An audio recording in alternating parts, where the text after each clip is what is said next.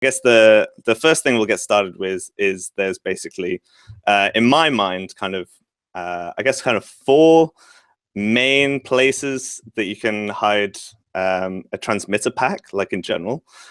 One being in a pocket, in an actual costume, in something that isn't too kind of obtrusive and is secure enough and that kind of thing.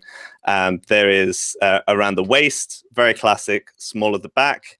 There's the thigh, and there's the ankle as well, which is proving very popular, especially for guys, shorts, that kind of thing.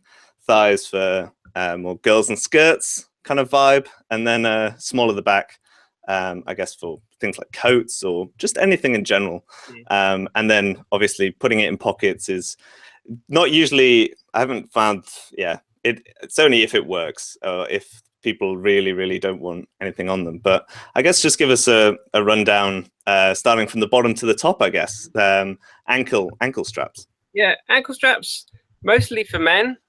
In my experience, men are quite happy to have them on. We don't usually put ankles on women.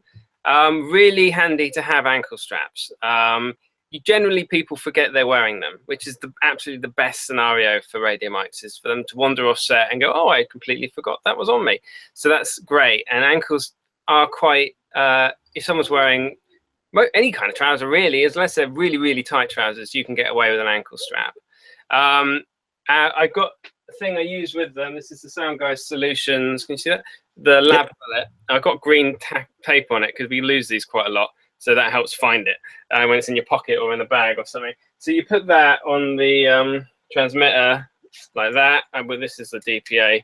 So like that just drops straight down the leg. And that we find with ankle straps, I always try to take one of these in my pouch when we go to radio mic someone, because the last thing you want to do is be trying to put a plug down near someone's privates and try to pull that thing down. It's really awkward. So I recommend anyone that does a lot of ankle strap work rigs with one of those. There are other solutions, rods and things you can pull down, and but personally I've just been using those as a go-to solution for just getting the bloody thing down the leg. And yeah, you can use an ankle strap, or you can also put an ankle strap a bit higher up on the leg, but they're usually a bit too thin for thighs. But yeah, I'd really recommend that as a sort of go-to placement. The only slight concern with ankle straps is that sometimes the cables just aren't long enough to go all the way up the back. If it's a tall person, say 6 foot tall, all the way up the back and around here, and then in a tie, for example, the cable you just want a bit more length. So generally, if I'm putting a mic in a tie and someone's quite tall, I might try to put it on a waist or higher up the body. But in addition, if you put a transmitter in an ankle and you're quite far away, you're going to get lower range. So it's definitely something to consider there, and to remember that, that person's on an ankle. Are you sure that's a good idea? They're sitting in a car, so therefore it's going to be right under all this metal work.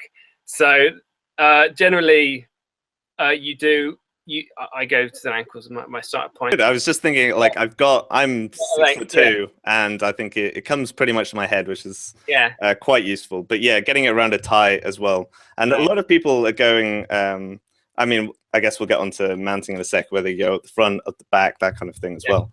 And then, but yeah, otherwise, yeah, I've done range tests just when I got my antenna fins, and doing it on the small of the back and then at the ankle as well. And you do lose a little bit, definitely.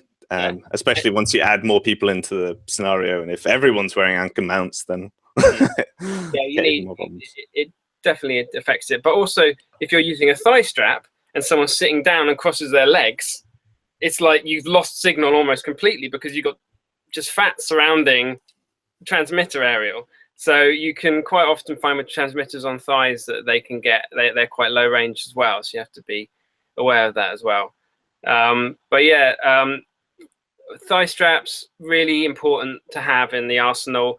Some jobs you barely ever use them. Sometimes, like the current job I'm doing is a lot of police uniforms, lots of people in trousers. You never really have any big ballroom scenes or dances or anyone in sort of outfits for parties, I guess, where you have like slender sort of like dresses and tight costumes. We've mostly been able to get away without them.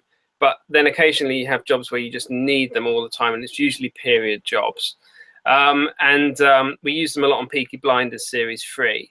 On the leading ladies, almost exclusively wore thighs because they had very slender waists. We really couldn't hide the pack there.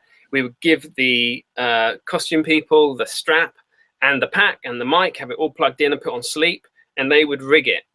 So the slightly awkward sort of fumbling around up under the dress is something we try to leave to costume, and they were absolutely fine doing that. And I'd sort of recommend tackling thigh straps like that. You leave somebody else to rig them, and then you just explain how you'd like the cable to be run best as possible. If it's into a bra, you just say, okay, just rig it up there down on the side, take it under the strap of the bra, and then just leave it hanging, and I'll stick it down when she gets on set. And generally, I find that's better to work like that. So with anything with the ladies, it's really, really important to have a very good relationship with the person who's actually looking after that person, so that you can so they understand what you want to do, and they're on side.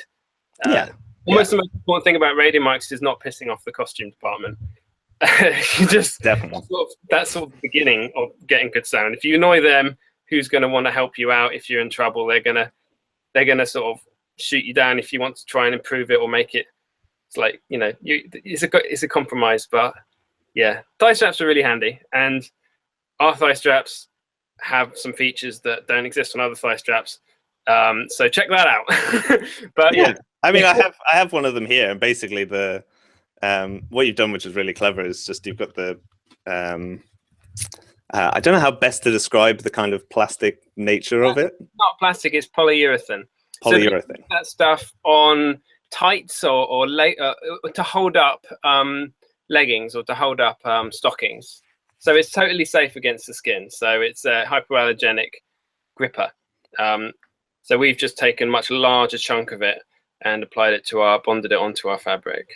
I mean, so, and the main trick as well is that just means that they don't fall down. The classic thing with ankle straps is that, I mean, with thigh straps even, is that especially if it's tights or anything like that, then it just ends up sliding down. I typically find when I'm using the thigh strap, it's literally just because it's like a tight top and a skirt, and that's the kind of thing. So you can't do the ankle, obviously, and then it's important to remember, obviously, you want to make sure that on your thigh strap the areol's pointed down. It can be tricky if something's white as well, depending how short it is, meaning that you have to get it kind of higher up the leg or lower down the leg. Moving on to waist strap. The key thing about the waist strap is, again, it's going to fit in the small of the back generally. This is really good for if you have coats. This is really good if you have kind of baggier t-shirts. Straight around the waist is probably the most well-known position to kind of have it. Again, depending on your type of transmitter, I also brought along a G3 as well, compared to, say, like a Electrosonics with a fluffy.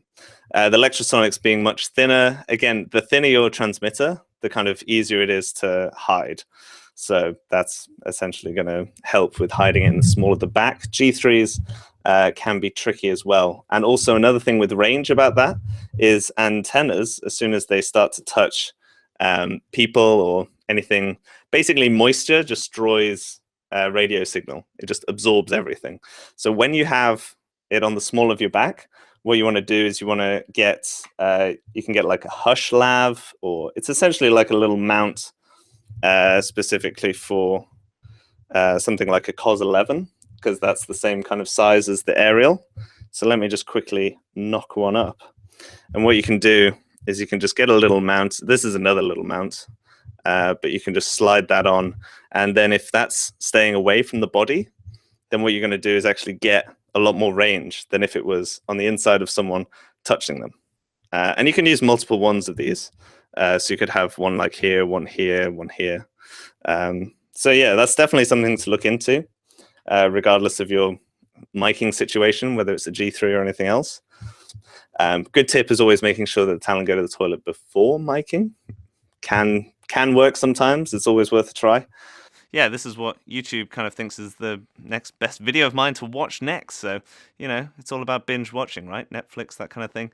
And of course, you can always subscribe. So, till next time, I'll see you later.